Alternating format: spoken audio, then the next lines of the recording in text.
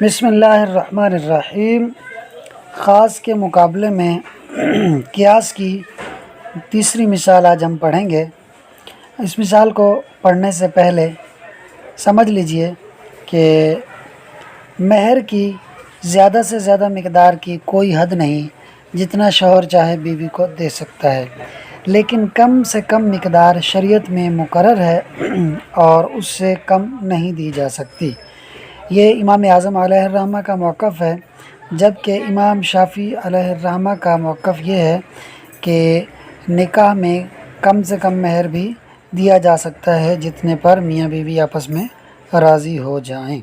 یعنی ان کے نزدیک کم کی بھی کوئی حد نہیں، جس طرح کے زیادہ کی کوئی حد نہیں۔ اب امام اعظم علیہ الرحمہ جو ہے وہ قرآن کریم کی اس آیت مبارکہ قد علمنا ما فرضنا علیہم فی ازواجہم، اس آیت مبارکہ کے اندر لفظ ما فرضنا اسے دلیل بناتے ہوئے فرماتے ہیں کہ یہ لفظ فرضنا قدرنا کے معنی میں ہے، اور اس قدرنا کی جو نسبت ہے اللہ تعالیٰ نے نا ضمیر کے ذریعے اپنی ذات مبارکہ کی طرف کی ہے، یعنی اللہ تعالیٰ نے فرمایا ہے کہ ہم نے ان پر یعنی شوہروں پر ان کی بیویوں کے معاملے میں جو مقرر کیا ہے وہ ہم جانتے ہیں۔ تو امام اعظم علیہ الرحمہ فرماتے ہیں کہ یہاں اللہ تعالیٰ مہر کی مقدار بیان فرما رہا ہے کہ مہر کی جو مقدار ہے وہ شرعاً مقرر ہے۔ اب وہ کتنی مقرر ہے اس بارے میں یہ آیت کریمہ مجمل ہے، مگر اس بارے میں یہ آیت کریمہ واضح ہے کہ مہر کی مقدار کم سے کم مقرر ہے۔ اب اس مجمل کی جو وضاحت ہے وہ سرکار صلی اللہ علیہ وآلہ وسلم کے فرمان سے ہو جاتی ہے۔ نبی کریم صلی اللہ علیہ وسلم نے فرمایا کہ لا مہر لأقل من 10 دراہم، کہ 10 درہم سے کم مہر نہیں ہے۔ تو پتہ چلا کہ مہر کی جو کم سے کم مقدار ہے وہ 10 درہم ہے، اور قیاس بھی اس بات کی تائید کرتا ہے کہ چور اگر 10 درہم کی مالیت کی کوئی چیز چراتا ہے تو ہی اس کے ہاتھ کاٹے جاتے ہیں، اگر کوئی 10 درہم سے کم کی چیز چرائے گا تو اس پر اس کے ہاتھ نہیں کاٹے جائیں گے۔ اور نکاح میں مہر چونکہ جسم کے ایک عضو کے بدلے میں ہوتا ہے، تو اس کی بھی جو کم سے کم مقدار ہے وہ سرکار صلی اللہ علیہ وسلم کے فرمان کی روشنی میں 10 درہم ہے۔ اس کے مقابلے میں امام شافعی علیہ الرحمہ قیاس کرتے ہوئے فرماتے ہیں کہ نکاح چونکہ مالی معاملہ ہے، یعنی اس کے اندر عوض ہوتا ہے، عورت کی ملک بدا کے بدلے میں شوہر اسے مہر دیتا ہے، تو یہ ایک مالی معاملے کی طرح ہو گیا، جس طرح مالی معاملے میں بائع مبیع بیچتا ہے اور اس کے بدلے میں ثمن لیتا ہے، اور وہ جو ثمن ہوتا ہے یعنی مبیع کی جو قیمت ہوتی ہے وہ بائع اور مشتری دونوں کی آپس کی رائے سے طے ہوتی ہے۔ اسی طرح مہر میں جو ملک بدا کا جو مہر ہے وہ میاں اور بیوی دونوں کی رائے سے طے ہوتا ہے۔ تو امام شافعی علیہ الرحمہ یہ قیاس کرتے ہیں، اس قیاس پر عمل کرنے کی وجہ سے ما فرضنا پر عمل چھوٹ رہا ہے، جو کہ قرآن کریم کا خاص ہے،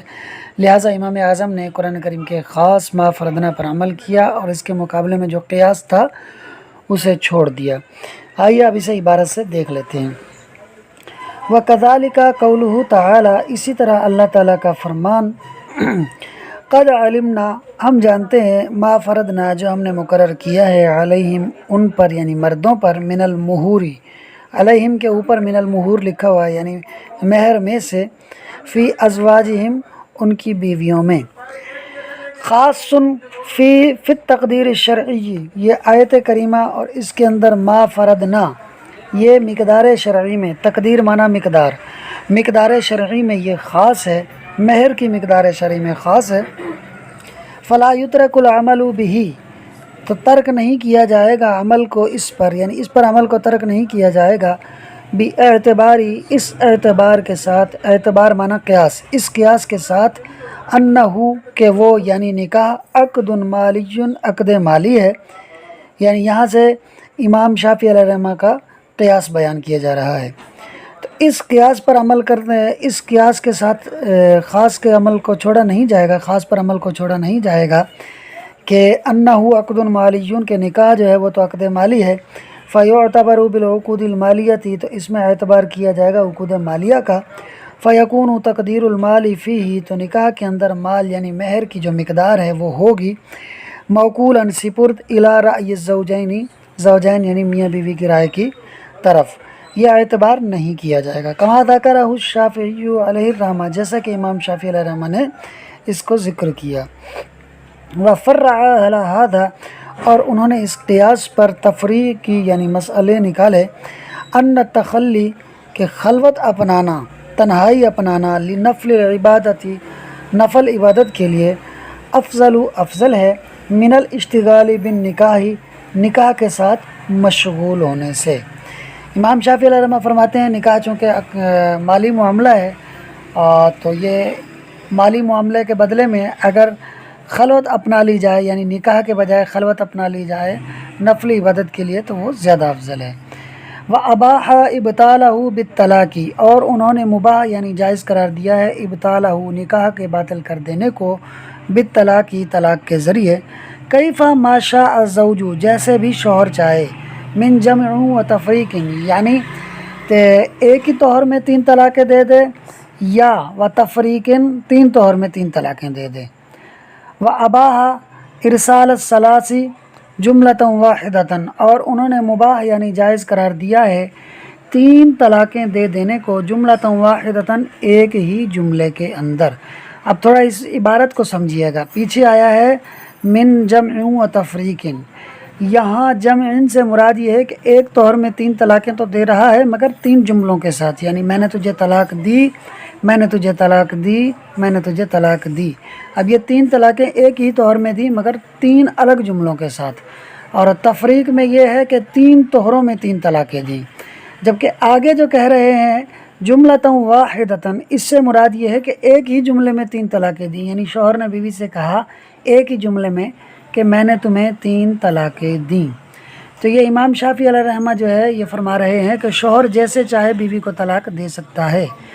اور وہ ایسا اس لیے فرما رہے ہیں کہ انہوں نے نکاح کو مالی معاملے پر قیاس کر رکھا ہے، حالانکہ ایسا نہیں ہے بلکہ نکاح سنت ہے، جس طرح یہ اس کے منعقد ہونے کا ایک طریقہ ہے سنت کے مطابق، تو اسی طرح اس کے ختم ہونے کا بھی سنت کے مطابق ایک طریقہ ہے۔ ایسا نہیں ہے کہ مالی معاملے کی طرح اسے جیسے عاقدین چاہیں، جیسے میاں بھی جس طرح کے بائع اور مشتری اپنی بیع کو ختم کر دیتے ہیں اس طرح یہاں شوہر نکاح کو ختم کر دے گا، ایسا نہیں ہے۔ اچھا، مزید انہوں نے جو مسئلہ نکالا ہے وہ بھی دیکھ لیجئے، وجعل عقد النکاح اور امام شافعی علیہ الرحمہ نے عقد نکاح کو بنایا ہے قابلا للفسخ بالخلع، خلع کے ذریعے قابل فسخ۔ امام شافعی علیہ الرحمہ نے عقد نکاح کو خلع کے ذریعے قابل فسخ بنایا ہے۔ اس کا مطلب یہ ہے کہ وہ یہ کہتے ہیں کہ خلع کے ذریعے جو ہے نکاح ختم ہو جائے گا، یعنی گویا کہ نکاح ہوا ہی نہیں، اور یہ سارے مسائل انہوں نے اسی وجہ سے بیان کیے ہیں کیونکہ انہوں نے نکاح کو مالی معاملے پر قیاس کیا ہے، جبکہ یہ سارے مسائل امام اعظم علیہ الرحمہ کے نزدیک درست نہیں ہیں، بعض اس میں سے ناجائز ہیں، مگر اگر ان پر عمل کیا گیا، ان مسائل کو اسی طریقے پر کیا گیا تو طلاق واقع بہرحال ہو جائے گی، مگر طلاق اس طرح دینے والا گنہگار ہوگا۔